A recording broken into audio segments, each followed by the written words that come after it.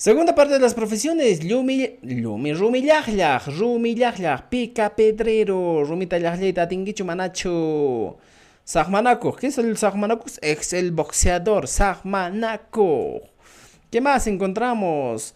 Saño Camayo, ceramista, mi querido amigo, Saño Camayo.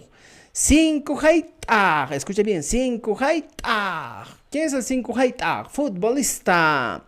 Seque Camayo, Uyari Alinta, Seque Camayo. ¿Quién es el Seque Camayo? Diseñador. Seque Camayo. Continuamos, Sirey Camayo, sastre o modista. Sirey Camayo. Siraj es costurero. ¿Cuál es la diferencia entre sastre y modista? El sastre, el que diseña, el modista, el que diseña la ropa, el otro. Siraj simplemente se dedica a que se llama a coser, ¿eh?